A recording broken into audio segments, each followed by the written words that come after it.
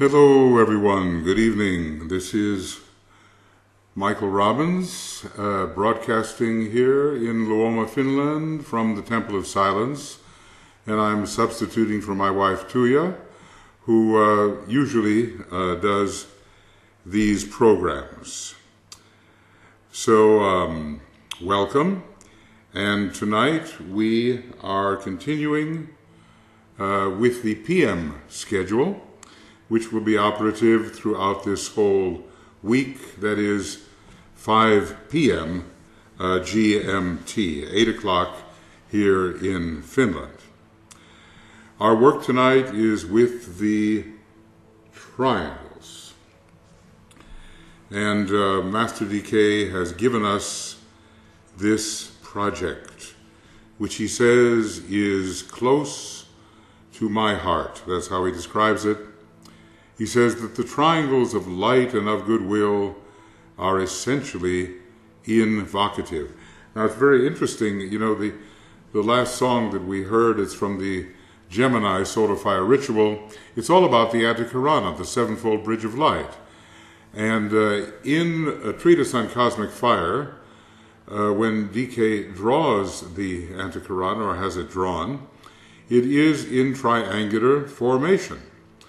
There is a part of it which extends from the mental unit to the center of the egoic lotus, another part of it from the center of the egoic lotus to the monastic permanent atom on the highest level, highest subplane of the higher mental plane, and then the Antakarana that we are more accustomed to extending from the mental unit directly to the mental permanent atom, a triangular structure. So when he says that the triangles are invocative, it's very much like the Antakarana, which is invocative of the higher aspects of our nature. And if we do the network of triangles correctly, then we're going to be in a position to invoke and call forth the higher aspects of the planetary life, at least from our globe, and that would involve the cosmic ethers, the energies of the cosmic ethers, which are the buddhi, the atma, the monadic plane, and the logoic plane. So anyway, we're told here that the triangles of light and goodwill, they constitute the ABC of the coming science of invocation. It's going to be the Aquarian age, and that means the other air signs will be very powerful, including Gemini, another air sign which is much involved in the science of invocation. You call forth, you ask and you shall receive, you seek and you shall find, you knock and it shall be open to you. So we ask the higher powers to descend, and they are evoked and they do descend. This is what the coming science of invocation is all about, and we have to learn how to ask in the right way. This is the most important thing when you're thinking of forming your triangles, and you know, if you really want to get involved in the triangles work, one of the things we're offering is global triangles at gmail.com. Just write us and tell us you'd like to be involved in a triangle, or write us with the three of two other individuals who want to form a triangle with you. It's all one word, globaltriangles at gmail.com. But what DK says here is so important about forming triangles, that their strength is dependent upon the depth of feeling in the one case and the strength of the will in the other, with which they are created. So the heart and the will, the depth of feeling and the strength of will are so important. So as he says, it's so close to my heart, and I've given you a useful hint. And we must not hesitate to continue to form these triangles, because I have this feeling that in the next 9 years, before the year 2025, emergency measures will be required on behalf of humanity. They already are, really. And we need to invoke these higher energies which can neutralize the counterforce, neutralize the disruptive, prideful, separative, angry forces which want to split everything up.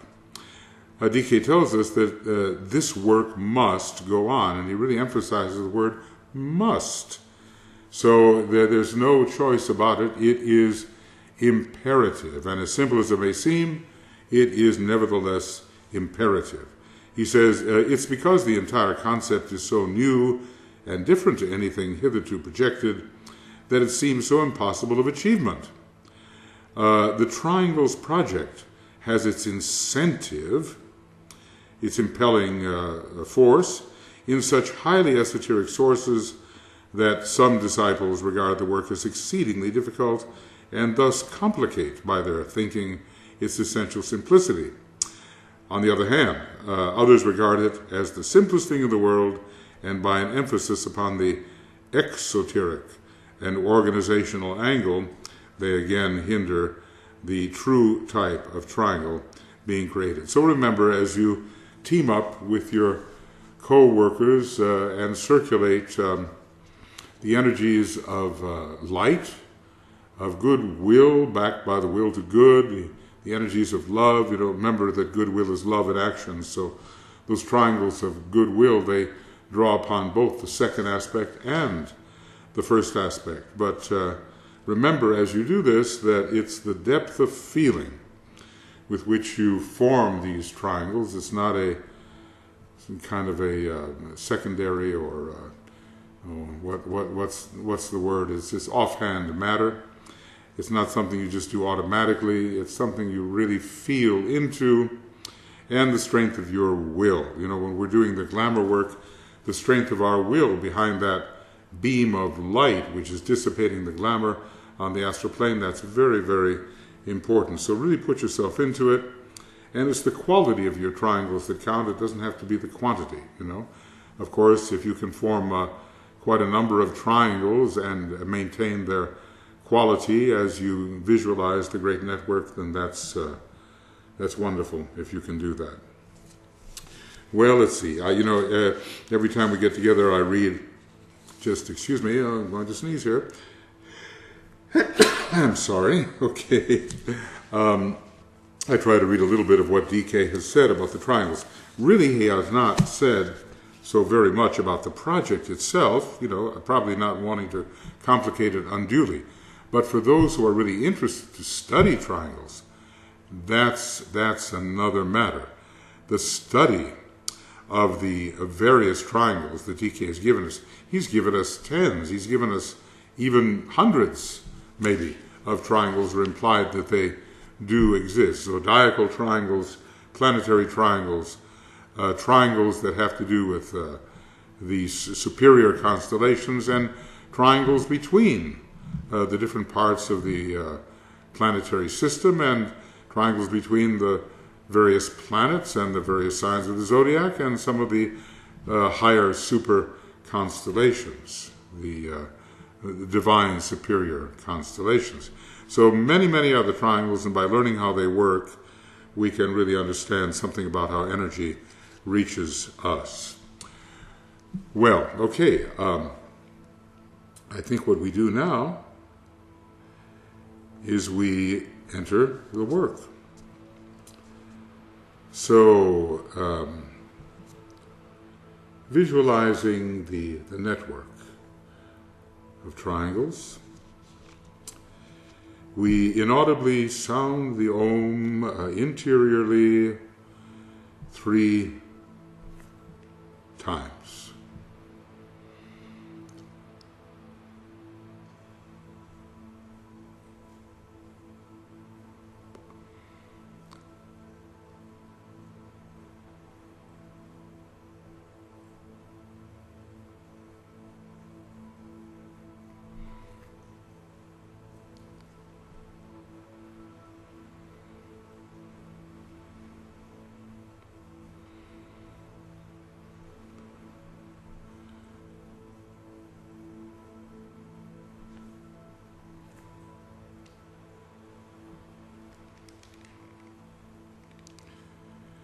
And we visualize the network of golden triangles. Really, they are formed etherically, and they are, as it were, covering the entire planet. The image gives you kind of an idea, but of course the reality would be different. They would go between continents and different cities, and the kind of regularity that you see here would not be the case, but then space and time don't make that much difference when we're dealing with the network of triangles. So it's the network of golden triangles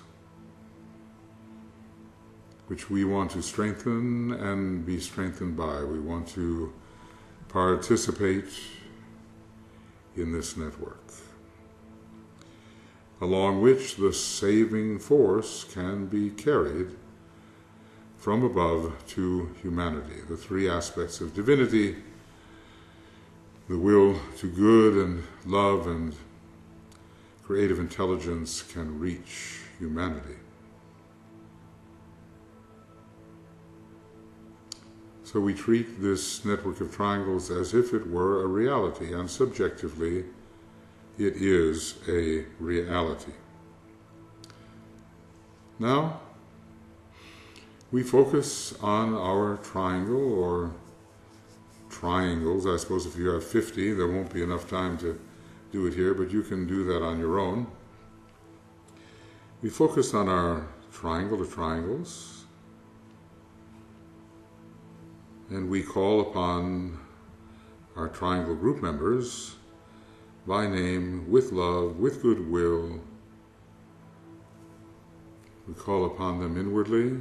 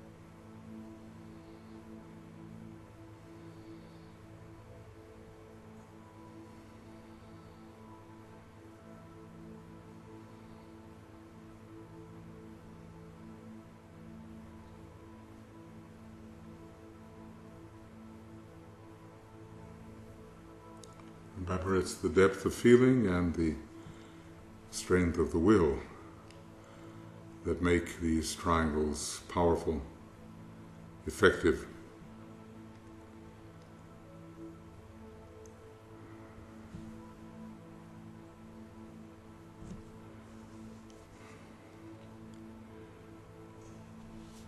Now we imagine that we are a soul-infused personality. That's our objective.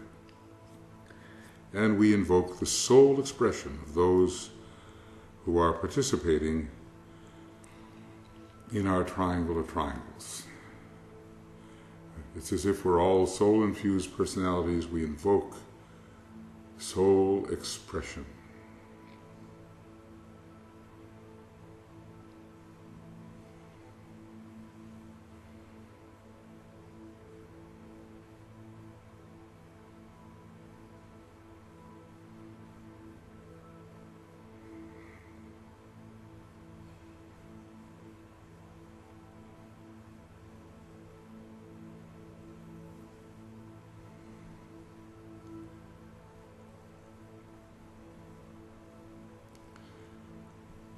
We remember that the soul is particularly the source for us of spiritual light and spiritual love.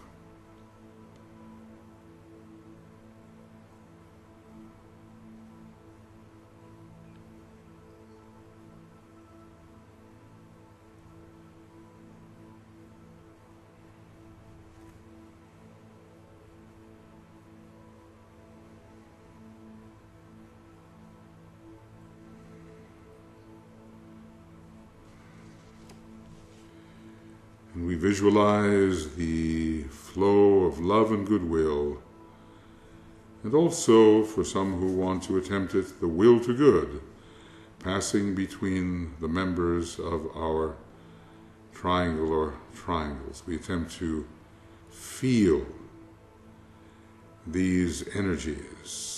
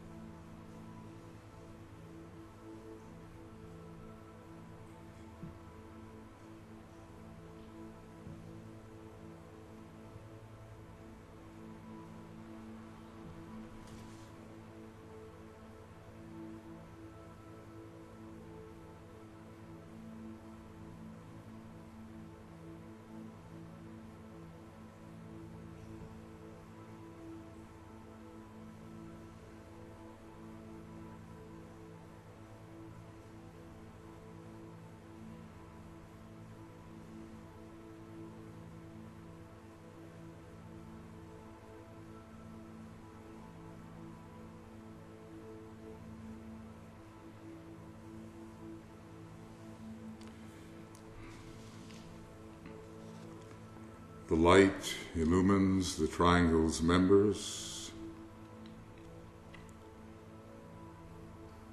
More light in our lives, more light for humanity.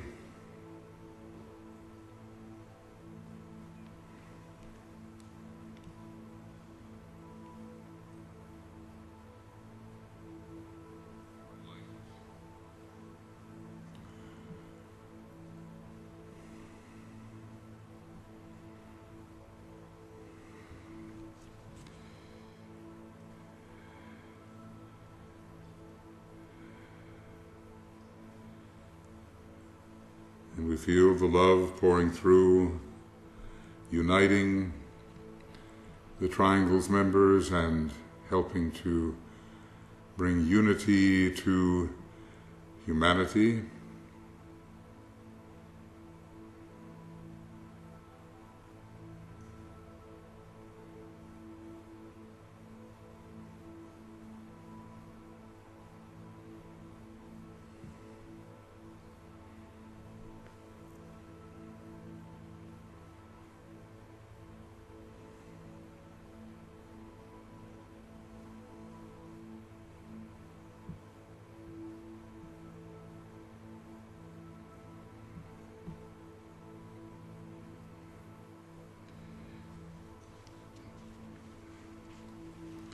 Basically, we link our triangle and triangles to the network of triangles. We see a great global redemptive effort going on here.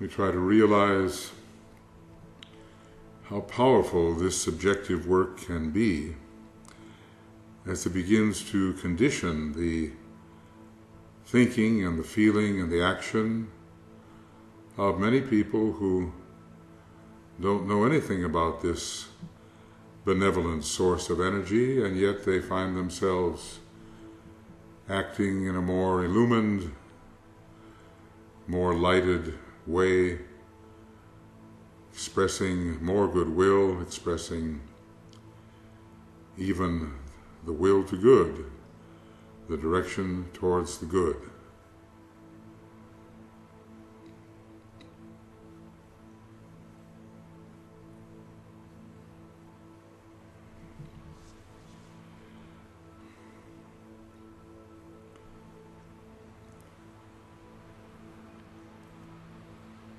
And in fact, you know, this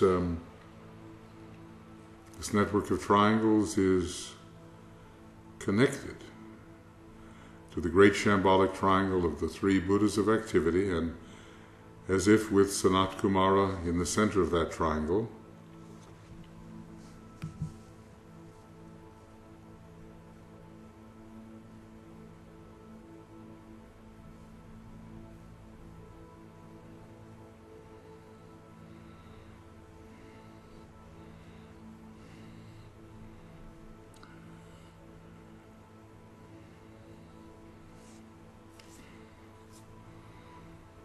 so it reaches up to the very council chamber of Shambhala, where very high beings are focused.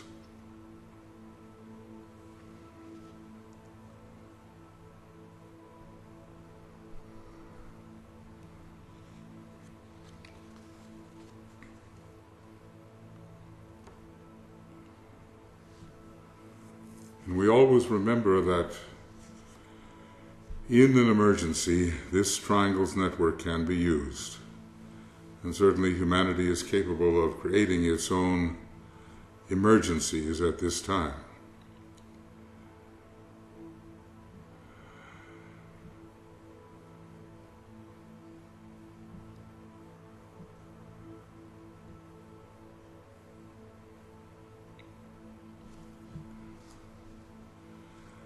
So the Buddhas of activity, yes, they can use this triangle.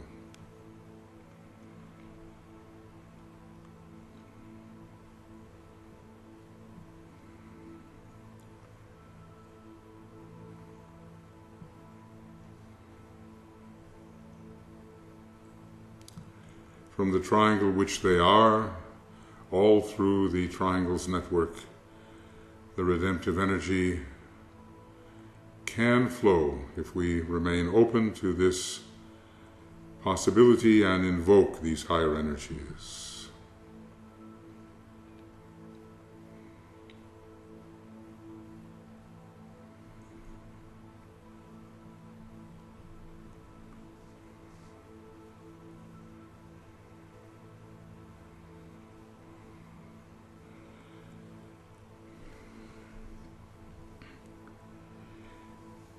Now we will participate in the great invocation, and as we hear the music, we will imagine the energies of light, of love, the will to good flowing through our triangles and the triangles network, and making it possible for the divine plan to be expressed through humanity.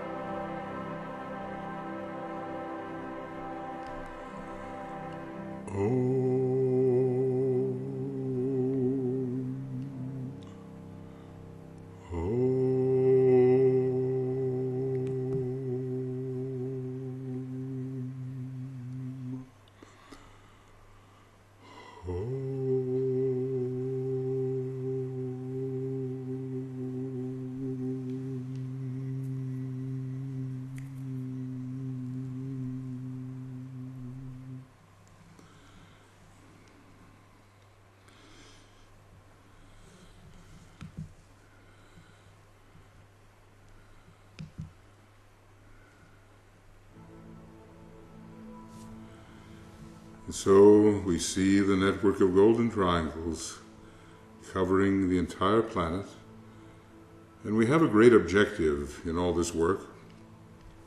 Quality is what counts, but if there could be, we are told, 100,000 triangles of quality, living triangles, functioning within the etheric body of the Earth, we could turn around our desperate human and planetary situation. So let us work certainly for quality, but to increase the number as well. There are many groups that are working with triangles and attempting to stimulate the growth of triangles, and maybe we'll reach that magic number. And when that would happen, we would see the Earth as a sacred planet and humanity redeemed.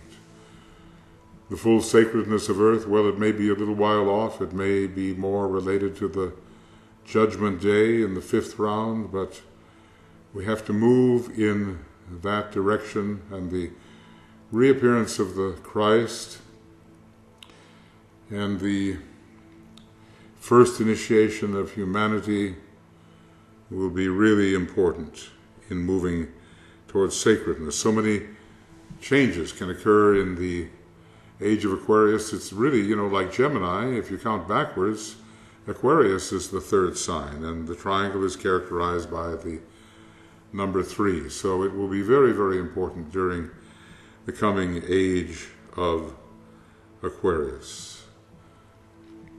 We try to see the Earth then as a sacred planet.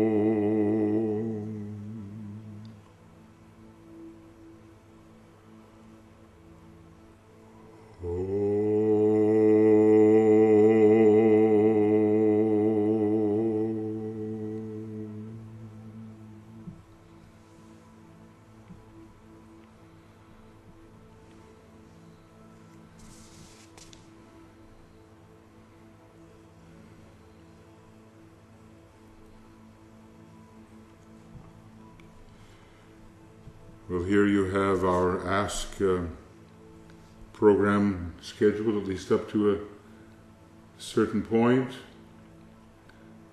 Tomorrow's meditation will be on the reappearance of the Christ. And then our webinar, it has a different link, but one that is good for 10 or 11 programs. That will be on Friday at 5 o'clock GMT. And then we will, the country that is next up, we'll have to see how Tuya does this, but it will be Tunisia. It's one of the troubled countries in North Africa, right in the crossfire. And then on Sunday, the July 31st, the attraction of money for hierarchical purposes.